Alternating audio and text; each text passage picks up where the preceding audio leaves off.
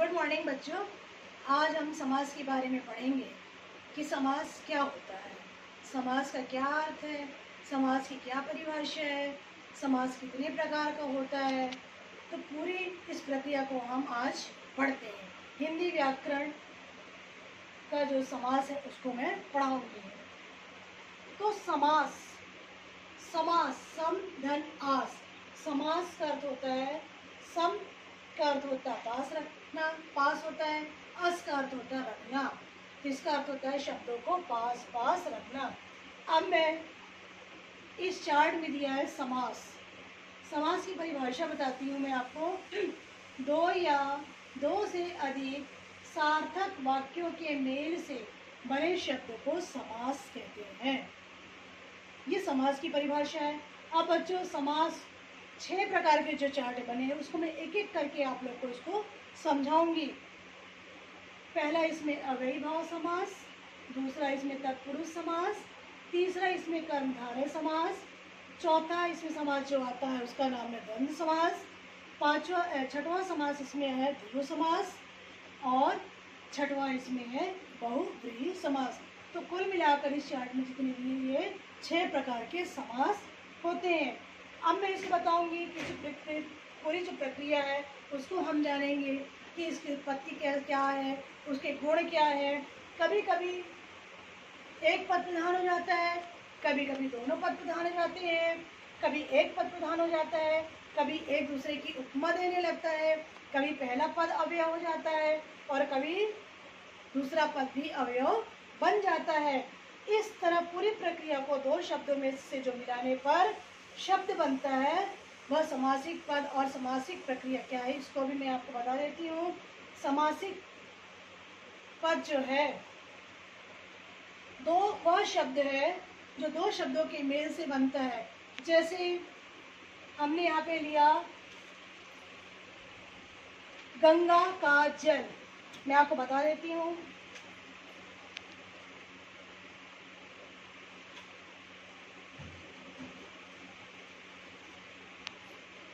समासिक शब्द, समासिक पद क्या होते हैं, उदाहरण के यहाँ पे ले लेते हैं हम गंगा जल, यह है समस्त पद। यहाँ पे है विग्रह, ये हमारा बन गया गंगा जल। इसको हम विग्रह करेंगे क्या बन जाएगा, गंगा का जल। अब इसमें आता है, ये मैंने एक उदाहरण है गंगा का जल। अब इसमें एक ये आ जाता है कि समस्त पद मिलकर कैसे विग्रह करते हैं, इसको मैं समझा देती हूँ आप लोग को कि गंगा जो है पूर्व पद कहलाता है और ये जो है इसका अंतिम पद कहलाता है, अंतिम पद कहलाता है। दोनों मिलकर पदों का निर्माण करते हैं, यही कहलाता समस्त पद और विग्रह। पूरे पद को हम, ये जो बना पूरे पद को हम विग्रह करते हैं, ये कहलाता है समास विग्रह। चलिए अब आपको मैं बताती हूँ समास के बारे में।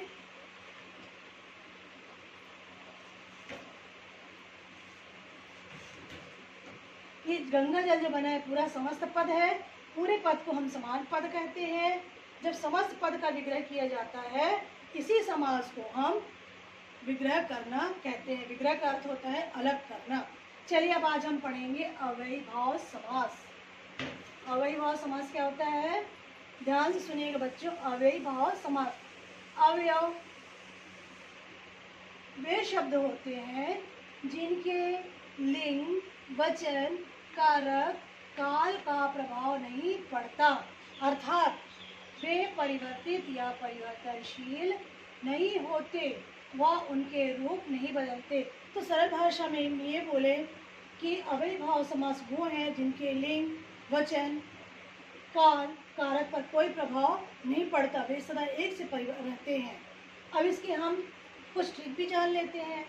जिन शब्दों के प्रारंभ में यथा, प्रति, निर, अन, प्रा, भर ये आते हैं, ये ट्रिक है अव्ययीभाव समास को पहचानने की। अब हम इसका विग्रह करते, समस्त पद हमारे सामने दिया है। यथा संभव, जैसा संभव हो। अनुरूप, अनु जो है अव्ययभाव समास है, अवयव है। अनुरूप, रूप के योग्य। प्रतिदिन, प्रति जो है अवयव है, प्रतिदिन का विग्रह करेंगे तो क्या बनेगा? प्रत्येक दिन। अनजाने, अन जो है बच्चों ये अव्ययी है, अनजाने का विग्रह करेंगे क्या बन जाएगा? बिन जाने। यथा मति, यथा भी देखिए यहाँ पर लिखा है यथा, यथा भी जो है एक अवयव है। यथा मति यानी मति के अनुसार। निह, निह संदेह यानी संदेशी, नि भी जो है एक अवयव है। अब अगला हम पढ़ते हैं तत्पुरुष समास।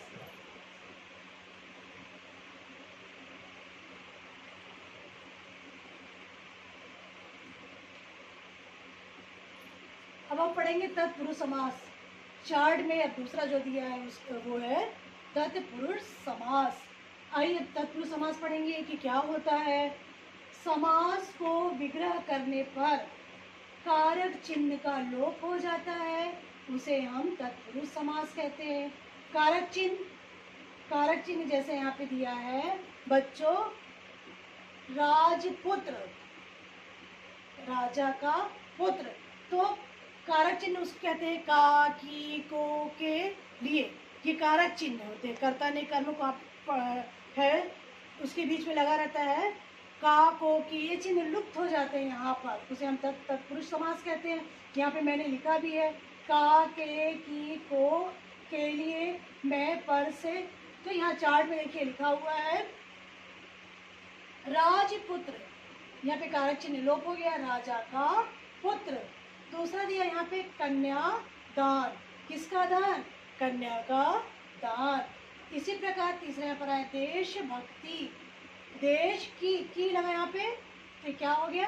कारक चिन्ह हो गया, देश की भक्ति। इसी प्रकार और आगे मैं बताती हूँ, यश प्राप्त, किसको प्राप्त? यश को प्राप्त। मन चाहा, मन से चाहा। यज्ञशाला, यज्ञ के लिए शाला।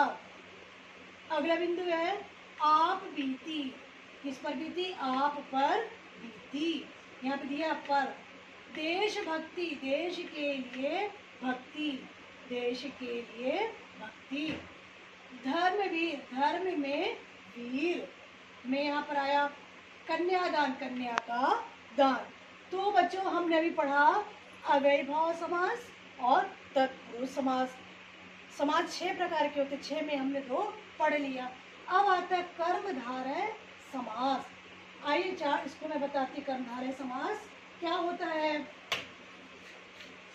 कर्मधारय समास वह समास जिसका पहला पद विशेषण एवं दूसरा पद विशेष्य होता है, अथवा पूर्व पद एवं उत्तर पद में उपमान उपमेय का संबंध माना जाता है, उसे हम कर्मधारय समास कहते हैं। तो विशेषण बोला, विशेषण जिसकी विशेषता बताने वाले शब्द, जैसे संज्ञा सर्वनाम की जो विशेषता बताता है उसे हम विशेषण कहते हैं। विशेष, जिस शब्द की विशेषता बताई जाए वह विशेष कहलाता है। उपमान, उपमान जिसमें उपमा की जाए। उपमेय का अर्थ होता है जिसकी उपमा दी जाए। इसको हम समझते हैं उदाहरण के माध्यम से। कैसे पहचानेंगे? विशेषण, जैसे यहाँ पे दिया है लाल, लाल क्या है? विशेषण है। मणि क्या है? जो विशेष है। लाल मणि किसकी विशेषता बता रहा है? लाल जो है मणि की विशेषता बता रहा है। इसी प्रकार चरण कमल, चरण जो है विशेष है और कमल जो है विशेष है। इसी प्रकार एक और उदाहरण मैंने यहाँ पे लिया, उपमेय उपमान। चरण जो है उपमेय है जिसकी उपमा की जाए, उपमान कमल है जिसकी उपमा दी जाए। इसी प्रकार मैंने जो चार्ट बनाया, चार्ट में भी दिया कर्मधारय के कुछ उदाहरण, तो इसमें भी देख लेते हैं हम। मृग नयनी, मृग के नयन समान। दूसरा है दिया चंद्रमुखी, चंद्र सा सुंदर मुख, इसके जैसे सुंदर मुख, चंद्र के समान मुख। घन श्याम, घन के समान श्याम, घन का अर्थ यहाँ पे लगाया गया काला। घन श्याम, घन के समान श्याम। और हम देख लेते हैं इसकी पहचान कि एक और सरल तरीके से देख लेते हैं पहचान। विग्रह करने पर पद के मध्यम में जो के समान आता है वह इसकी पहचान है। बिल्कुल सरल तरीका है इसके पहचानने के लिए कि के समान अगर इनके शब्दों के बीच में आता है वह आप आसानी से पहचान जाएंगे। आइए देखते हैं। नीलकंठ, नीला है जो कंठ। कमल नयन, कमल के समान नयन। किसके समान नयन है? कमल के समान नयन। मुख चंद्र, चंद्र के समान मुख। किसके समान है? चंद्रमा के समान मुख है। तो मुख जो यहाँ पे दिया उपमेय और चंद्र जो है यहाँ पर उपमान हो गया है। अगला देख लेते, सूर्यमुखी, सूर्य के समान मुख। जो किसके समान है? सूर्य के समान मुख है। चरण कमल, कमल के समान चरण। तो हमने अभी पढ़ा बच्चों अव्ययीभाव समास, दूसरा हमने पढ़ा तत्पुरुष समास, तीसरा पढ़ा है कर्मधारय समास। अब हम पढ़ेंगे चौथा द्वंद्व समास।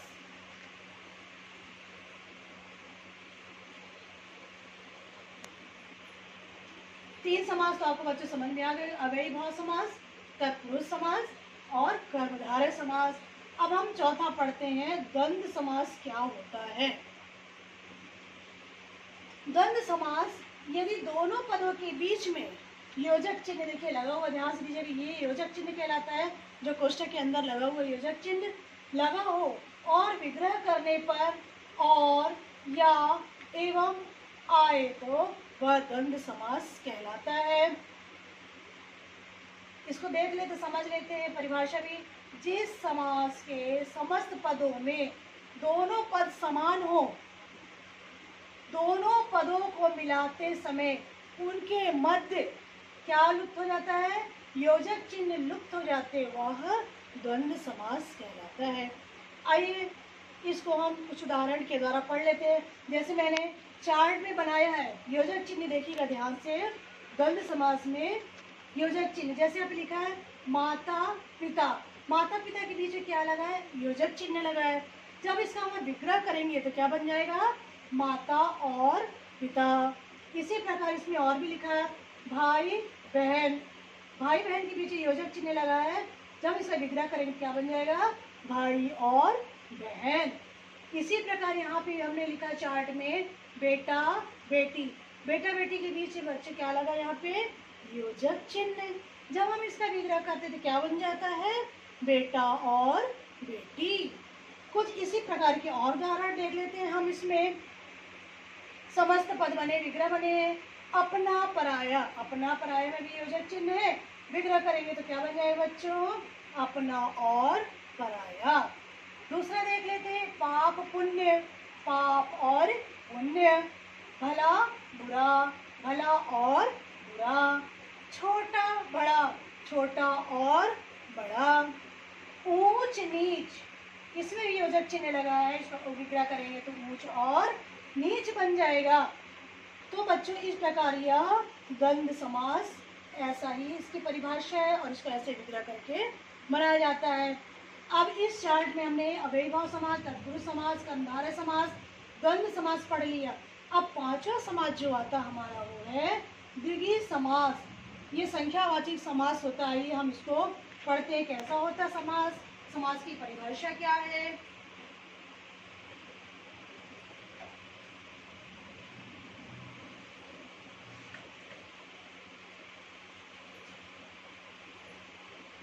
द्विगुण समास चार्ट में है।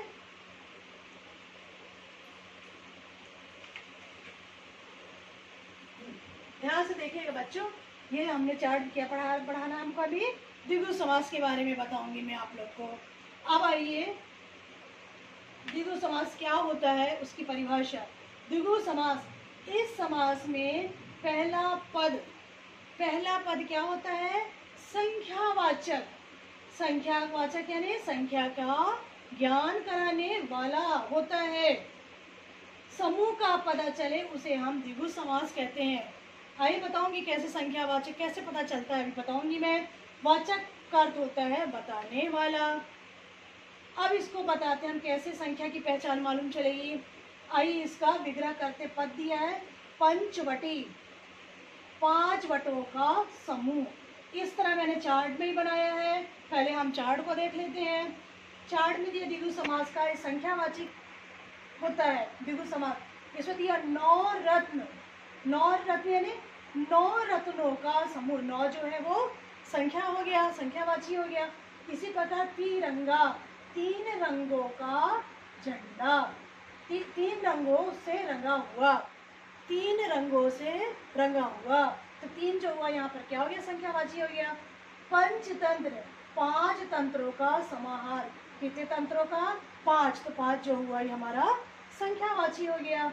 आइए कुछ उदाहरण हम द्विगु समास में और देख लेते हैं। जैसे यहाँ पे दिया है 9 रात्र, 9 रात्रियों का समूह। तो 9 जो हो गया क्या हो गया, ये संख्यावाची हो गया। चौराहा, 4 राहों का समूह। 4 जो हो गया ये संख्यावाची हो गया। तिरंगा, 3 रंगों का समूह। 3 रंग हो यहाँ पे। त्रिभुवन, 3 भवनों का समाहार। 3 जो ये है यहाँ पर हमारा संख्यावाची हो गया। सप्ताह, 7 दिनों का सप्ताह। तो 7 क्या हो गया यहाँ पे, संख्यावाची हो गया।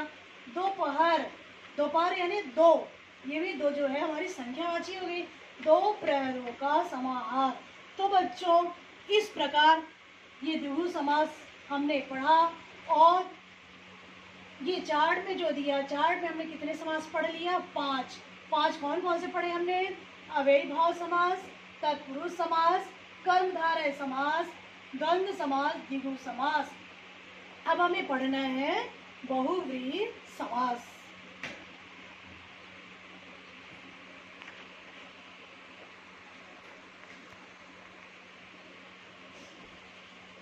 क्या पढ़ेंगे हम, बहुव्रीहि समास पढ़ेंगे।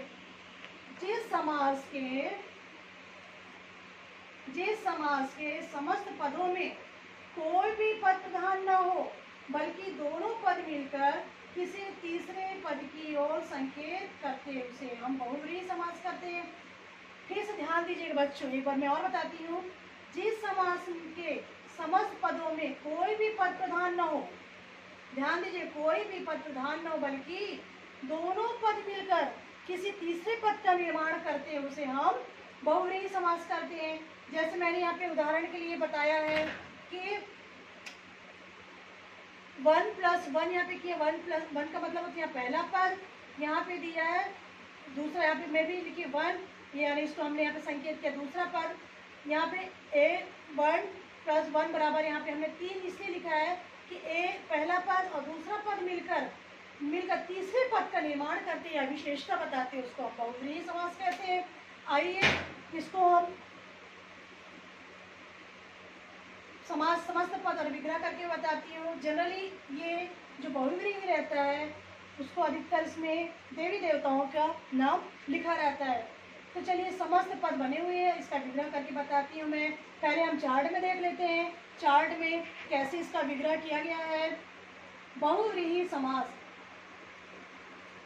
लंबोदर, लंबा है उदर, किसका है लंबा उदर, हमको तुरंत ध्यान आ जाता है बच्चों कि लंबा है उदर वो गणेश जी। नीलकंठ, नीला है कंठ, किसका है बच्चों नीला कंठ, शंकर जी का ध्यान आ जाता हमें। पीतांबर, पीला है वस्त्र, पीला है वस्त्र, किसका है, विष्णु जी का है। आइए कुछ उदाहरण और हम चार्ट में देख लेते हैं कि चार्ट में क्या उदाहरण बता रहा है। गजानन, गज से आनंद, गणेश। चतुर्भुज, 4 है भुजाएं, विष्णु जी। दशानन, दश है आनंद, दश है आनंद किसके, रावण है। गंगाधर, गंगा को धारण करने वाले कौन है बच्चों, शिव जी यानी भगवान शंकर जी।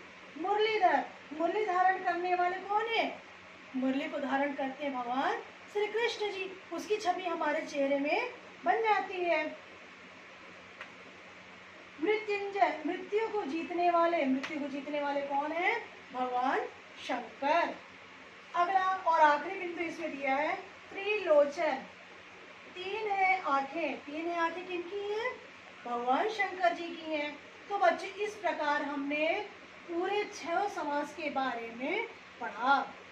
एक बार मैं और पुनः रिवीजन करा देती हूँ कि समास जो है, समास इंग्लिश में बोला जाता है कंपाउंड। समास का अर्थ होता है संक्षिप्तीकरण। समास की परिभाषा जो होती, दो या दो से अधिक सार्थक वाक्यों के मेल से बने शब्द को हम समास कहते हैं। समास जो होते 6 प्रकार के होते हैं। अव्ययीभाव समास होते हैं, तत्पुरुष समास, कर्मधारय समास, द्वंद्व समास, द्विगु समास और बहुव्रीहि समास। इस प्रकार हम 6 समास के बारे में जानिए। थैंक यू बच्चों।